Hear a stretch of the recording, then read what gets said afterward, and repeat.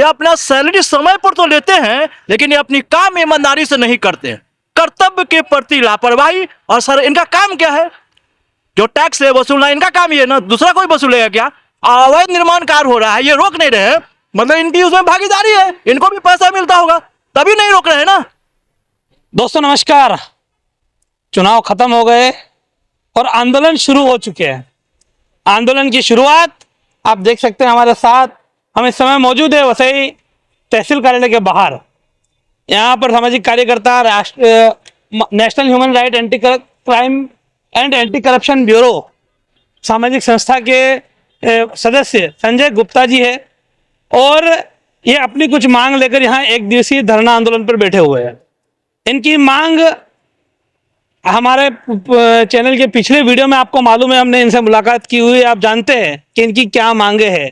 खासकर इनका जो विषय है वो विषय है बोईतापाड़ा अंतर्गत, बोईतापाड़ा में जो राजावली है वहाँ पर जिस तरह से एक ज़मीन के ऊपर बोझा है, उसके बावजूद वहाँ अनधिकृत तौर पर काम शुरू है और कहीं ना कहीं प्रशासन इस पर पूरी तरह से दुर्लक्ष्य कर रहा है। उसको लेकर इनकी क्या मांगना है, इनसे अपन सीधे बात करते हैं। संजय जी नमस्कार। सर नमस्कार, आपके दर्शकों को भी नमस्कार। जैसा मैंने अभी कहा, चुनाव खत्म आंदोलन शुरू, तो क्या विषय है, क्यों आप आंदोलन में बैठे? विषय ये है कि राजावली में एक जगह है जिसपे बोझा चढ़ा हुआ है लगभग 26 करोड़ का, और उस पर अवैध चालियां बन रही है। सरकार अपना पैसा तो वसूल करेगी, आज नहीं तो कल करेगी। अब जो चालियां बनेगी उनका क्या है? और हमने लेटर पत्र दिया हुआ है 15/8 को, 16/8 को दिया हुआ पहला पत्र, और ये अब हम आंदोलन हमने अभी कर रहे हैं।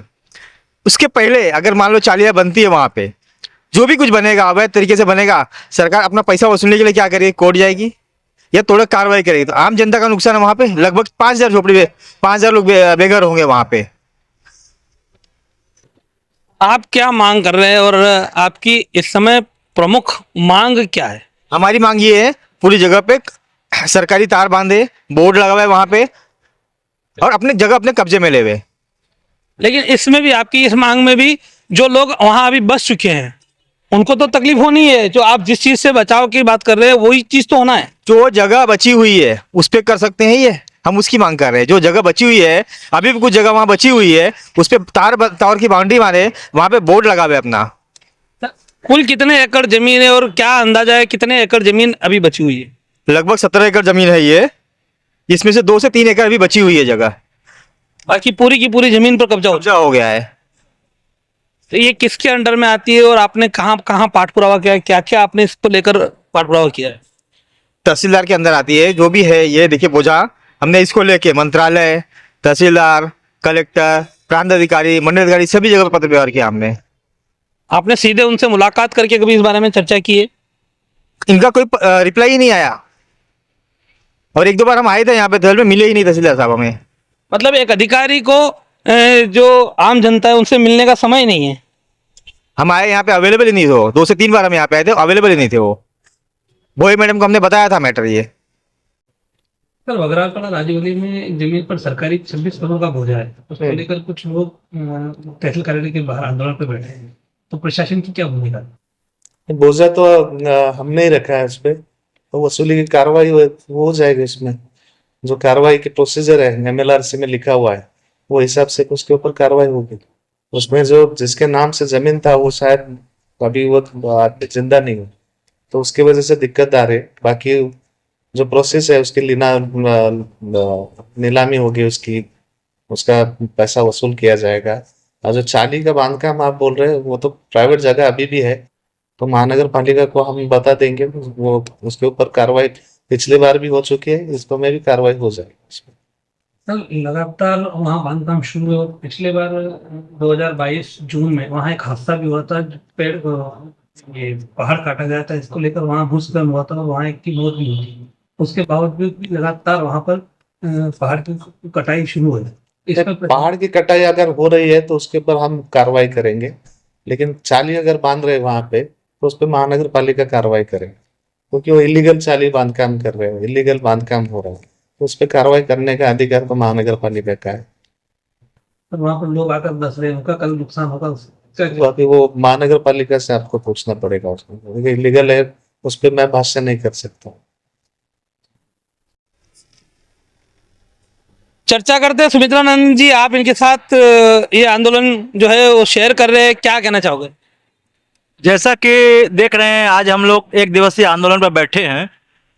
मुद्दा हमारे है कि बागराल बोईदापाड़ा में जो है, जहाँ पे अवैध निर्माण कार्य चल रहा है, 17 एकड़ जमीन में से 15 एकड़ जमीन पे अवैध कब्जा हो चुका है और उस पे 26 करोड़ का गवर्नमेंट का टैक्स है, जो टैक्स ये तहसीलदार द्वारा वसूला जाना चाहिए और जो अवैध निर्माण हो रहा है उसको रोकना चाहिए। क्योंकि वहाँ जो 5000 लोगों ने जो घर लिया है वो आज नहीं तो कल बेघर होंगे।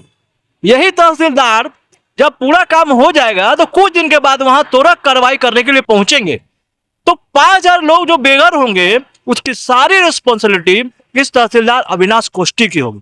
ये अपना सैलरी समय पर तो लेते हैं, लेकिन ये अपनी काम ईमानदारी से नहीं करते हैं। कर्तव्य के प्रति लापरवाही। और सर, इनका काम क्या है? जो टैक्स है वसूलना इनका काम ही है ना, दूसरा कोई वसूलेगा क्या? अवैध निर्माण कार्य हो रहा है, ये रोक नहीं रहे, मतलब इनकी उसमें भागीदारी है, इनको भी पैसा मिलता होगा तभी नहीं रोक रहे हैं ना, या फिर किसी डर रहे हैं? और डर रहे तो किससे डर रहे हैं? कौन राजनेता इनको रोक रहा है कार्रवाई करने से? उनका नाम बताइए। और जब कभी भी त्वरित कार्रवाई होगी तो उसमें सुमित्रानंद सबसे आगे उस त्वरित कार्रवाई को रोकने के लिए, 5000 लोगों की रक्षा करने के लिए मैं अकेला वहां खड़ा रहूंगा। सर जी, एक सवाल आपसे है, आप क्या कहना चाहेंगे इस पूरे मुद्दे पर? आप बहुत बड़ी दुख की बात है सर जी, कि स्वामित्व दोहन मतलब रॉयल्टी बाकी है सरकार की, इसके लिए पाठ पुरावा हम कर रहे हैं। कितने दुख की बात है। सैलरी ये ले रहे हैं, शासन ने इनको नहीं बैठाया हुआ है, ये अपना काम पे ध्यान नहीं दे रहे हैं, उसके लिए हम अपना समय व्यर्थ कर रहे हैं। इसके लिए शासन का जो महसूल जो डूब रहा है वो वसूल होना चाहिए, ये मेरी मांगनी है।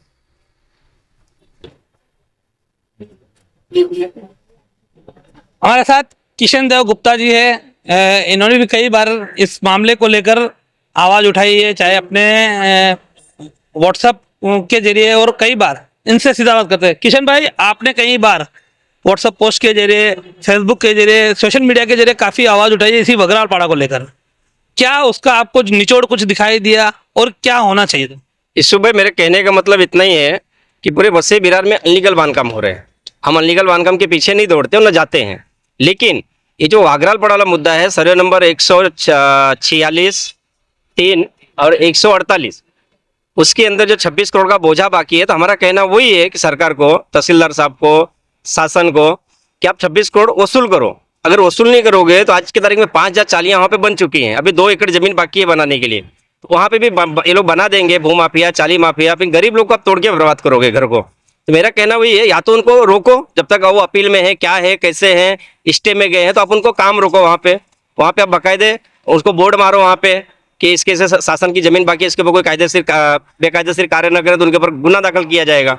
लेकिन यहाँ मैं आपको रोक रहा हूँ, शासन की जमीन है या किसी की जमीन पे बोझा है, ये दो चीज अलग अलग है। नहीं, शासन की जमीन नहीं है, जमीन तो प्राइवेट लैंड है, जो अमेरिका में आदमी रहता है, इंडिया में है ही नहीं, उससे किसी ने पावर ऑफ अटर्नी नहीं लिया है।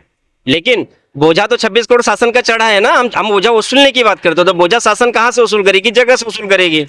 अब शासन का रिकॉर्ड है आज तक कि इनका चाहे जमीन हो चाहे इनका पैसा हो, किसी कोई खा नहीं सकता है। आज नहीं तो कल उनको भरना ही है, तो आज नहीं तो कल जब वो पैसा कहाँ से वसूल करेंगे?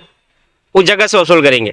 फिर भी हमारे पास प्रावधान है, इसके लिए हम अभी बहुत जल्द ही हाई कोर्ट में जाने वाले, बॉम्बे हाई कोर्ट में रिट पिटीशन दाखिल करने वाले हैं कि गरीबों को न बर्बाद करके 26 करोड़ को तो सरकार का चाहिए, वसूल होना चाहिए, हम उसका समर्थन करते हैं। लेकिन ये भी समर्थन करते हैं कि गरीब तबके के लोग जो 5 घर बन चुके हैं उनको भी बर्बाद नहीं होना चाहिए, क्योंकि वो लोग और गरीब लोग हैं। उसके लिए हम हाई कोर्ट जाएंगे और हाई कोर्ट से मांग करेंगे कि 26 करोड़ रुपया शासन वसूल करे, और नहीं तो जो लोग ये भू माफिया लोग हैं, जिन लोगों ने जमीन खरीद के बेचा है, उनकी प्रॉपर्टी मॉर्गेज करके 26 करोड़ रुपया वसूल किया जाए इनसे। आप 26 करोड़ कर रहे हो, कहीं डॉक्यूमेंट में मेंशन है क्या? हाँ है ना, पेपर है मेरे पास, पेपर दिखा सकता हूँ मैं आपको। ये देखिए, कैमरा को थोड़ा नजदीक करिए भाई, ये देखिए यहाँ पे लिखा हुआ है 26 करोड़ समथिंग है, 25 करोड़ कुछ लाख रुपए, देखिए आप। और ये 2022 में हुआ, 24 हुआ, अभी तक तहसीलदार, प्रांत, ये लोग सोए हुए हैं, मतलब आने वाले भविष्य में गरीबों को बर्बाद करेंगे। तो ये हम बात कर रहे थे, यहाँ पर जो सामाजिक कार्यकर्ता आंदोलन पे बैठे हैं उनसे, उन्होंने किस तरह से बताया कि एक जमीन सर्वे नंबर 146/3 राजावली बगराल पाड़ा, वहाँ पर उस जमीन पर गौण खनिज का जो वहां पर पूर्व पहले बांधकाम किया गया, उसके तहत जो रॉयल्टी थी भरी जानी चाहिए थी वो नहीं भरी गई, और उसको लेकर गौण खनिज के नाम का 26 करोड़ का बोझा इसी शासन ने लगाया, इसी तहसील कार्यालय ने लगाया। उसके बावजूद तहसील कार्यालय ने आज दिन तक वो पैसा रिकवर कैसे होगा उसको लेकर कोई नियोजन नहीं बनाया, ऐसा इनका आरोप है। और साथ ही साथ वहां पर सतत वही काम जो रुकना चाहिए वो शुरू है, वहां अनाधिकृत तौर पर बांधकाम अभी भी शुरू है। तो इनका ऐसा कहना है कि आज तो बांधकाम हो जाएगा, कल को जब कोई सामाजिक कार्यकर्ता या कोई लोग कोर्ट पहुंचेंगे और कोर्ट जब इनको फटकार लगाएगी तब ये चले आएंगे वहां पर तोड़क कार्य करने। तो वहां गरीब इंसान जो आज अपना पैसा लगाकर वहां जमीन खरीद रहा है, जो रूम खरीद रहा है, उसको वो परेशानी आने वाली है। तो कहने का मतलब कहीं ना कहीं कि ये प्रशासन जो है, जिसका अपना खुद का पैसा, यानी अपना नहीं सरकारी पैसा है, उनका अपना जेब का होता तो वसूली लेते थे, लेकिन सरकारी पैसा है तो उसके लिए वो आंख बंद करके बैठे हैं।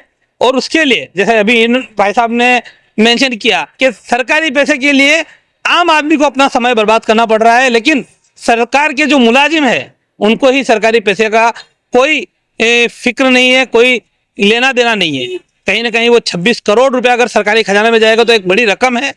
तो अब देखा जाएगा कि इस पर प्रशासन फिलहाल प्रशासन क्या कुछ इस पर अमल करता है। फिलहाल एक और कुछ बात कहना चाहेंगे किशन भाई। तो किशन को बताना चाहता हूँ कि 2022 में वही पहाड़ जिस पहाड़ को इन लोगों ने खोदे थे अनलीगल तरीके से, उसी पहाड़ खोदने के कारण अमित सिंह नामक और उसके बच्ची का मृत्यु हुआ था, वो डोंगर खसलने के कारण। और उसके बाद उसकी बीबी और लड़के घायल हो गए थे, लेकिन 2 लोग मर गए हैं, जबकि उसके भी जवाबदार यही लोग हैं। उसके लिए भी हमने पत्र दिया है महानगर पालिका को कि जो उस अनलीगल बांधकाम को संरक्षण देते हैं अधिकारी, उनके ऊपर FIR दाखिल किया जाए। तो इन्होंने जैसा बताया, आप हमारे 2 साल पहले के पोस्ट में जाएंगे तो हमने वीडियो वो भी डाला हुआ है जो इन्होंने घटना बताई है। वहाँ हादसा हुआ था, भूस्खलन हुआ था और एक परिवार के सदस्य वहाँ मारे गए थे, और वही पहाड़ वहाँ की कटाई लगातार सतत जारी है। तो ये पर्यावरण के लिए भी कितना हानिकारक है ये हम समझ सकते हैं, भूस्खलन जैसी स्थिति पैदा हो सकती है। तो फिलहाल आज के लिए अभी के लिए इतना ही, यहीं पे रुकेंगे, हम मिलेंगे अगले अपने कुछ अपडेट के साथ। फिलहाल इतना ही। वत्सई विरार से यूसुफ अली, नमस्कार, जय हिंद, जय महाराष्ट्र। हमारे चैनल सैफ न्यूज लाइव पर अपने व्यापार और सेवा से संबंधित विज्ञापन प्रसारण हेतु दिए गए मोबाइल नंबर पर संपर्क करें।